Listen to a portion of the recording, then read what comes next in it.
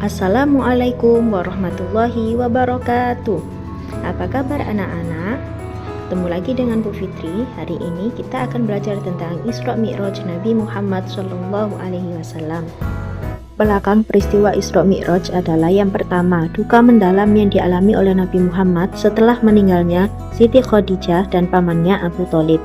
Yang kedua adalah adanya tekanan dari kaum Quraisy yang menganiaya Nabi Muhammad semakin meningkat. Terbelakang yang ketiga adalah sebagai hadiah penghiburan. Sebagaimana diketahui tadi bahwa tahun tersebut adalah disebut Amul Huzni atau tahun berdukanya Nabi Muhammad. Dan yang terakhir adalah sebagai pembuktian perjalanan Isra Mi'raj menjadi bukti kebesaran Allah dan kebenaran risalah yang dibawa oleh Nabi Muhammad SAW. Peristiwa Isra Mi'raj terjadi dalam dua tahap. Yang pertama adalah Isra, yang artinya perjalanan malam, yaitu dari Masjidil Haram di Mekah ke Masjidil Aqsa di Palestina. Yang kedua adalah Mi'raj, yang artinya tangga. Maksudnya ialah perjalanan Nabi Muhammad SAW dari Masjidil Aqsa di Palestina menuju langit ketujuh dan sampai Sidratul Muntaha. Nabi Muhammad SAW melakukan Isra Mi'raj ditemani oleh malaikat Jibril dengan mengendarai kendaraan khusus yang bernama Buraq. Buraq ini kecepatannya bahkan seperti kecepatan cahaya. Lalu, kapan Isra Mi'raj terjadi?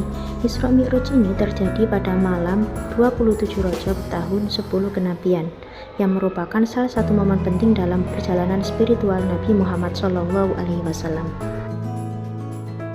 Dalil Al-Quran yang menerangkan tentang Isra Mi'raj terdapat dalam Quran Surat Al-Isra ayat 1 yang berbunyi A'udzu billahi minasyaitonir rajim. Bismillahirrahmanirrahim.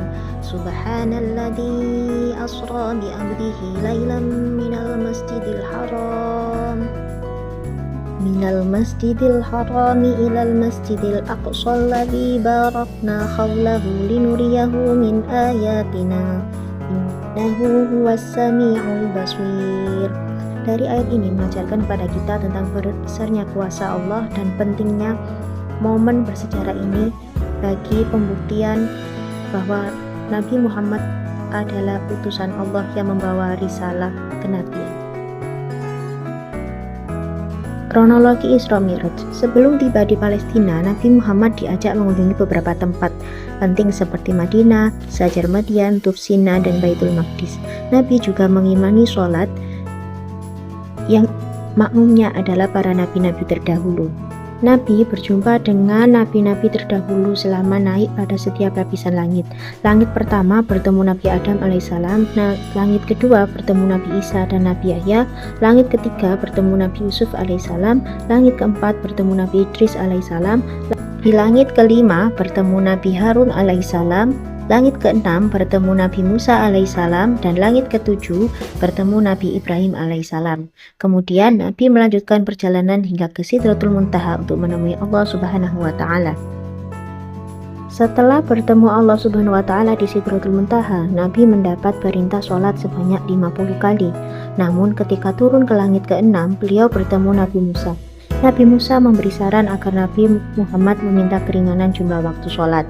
Akhirnya, jumlah waktu sholat yang semula 50 berkurang setiap kali meminta keringanan 5. Akhirnya, sampailah pada saat ini 5 waktu sehari. Setelah menemui Allah Subhanahu wa Ta'ala, Nabi Muhammad diajak malaikat Jibril untuk mengunjungi beberapa tempat seperti surga dan neraka. Di sana Nabi Muhammad melihat berbagai macam keadaan manusia sesuai dengan amal perbuatan mereka selama di dunia. Tanggapan kafir Quraisy terhadap Isra Mi'raj. Kaum kafir Quraisy tidak langsung mempercayainya. Mereka mencari bukti dengan meminta Nabi Muhammad menceritakan dengan detail keadaan Masjidil Aqsa. Setelah pernyataan itu diakui kebenarannya oleh Abu Bakar dan beberapa orang Quraisy, maka kafir Quraisy menjadi dua kelompok.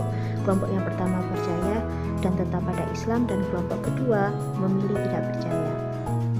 Tujuan Isra Mi'raj adalah perintah sholat yang dimulai dari 50 kali, kemudian berkurang hingga saat ini 5 kali. Isra Mi'raj juga berfungsi untuk menguatkan iman Nabi Muhammad dan umatnya, menegaskan kewajiban sholat 5 waktu sebagai fondasi penting dalam menjalankan kehidupan di dunia. Hikmah Isra Mi'raj yaitu menunjukkan pentingnya sholat sebagai tiang agama, keteguhan hati untuk tetap berpegang pada ajaran Allah, dan bukti kekuasaan Allah itu nyata. Hikmah setelah mempelajari peristiwa Isra Mi'raj, diharapkan kalian akan rajin sholat berjamaah, kemudian bersikap baik membantu orang lain dalam kehidupan sehari-hari. Pesan moral Isra Mi'raj adalah Isra Mi'raj mengajarkan pentingnya melaksanakan sholat dan konsistensi dalam beribadah, dan juga menginspirasi kita untuk selalu dekat kepada Allah dan berperilaku baik. Ingat bahwa setiap perbuatan nanti akan mendapatkan balasan di akhirat. Sekian pembelajaran kali ini, tetap semangat. Wassalamualaikum warahmatullahi wabarakatuh.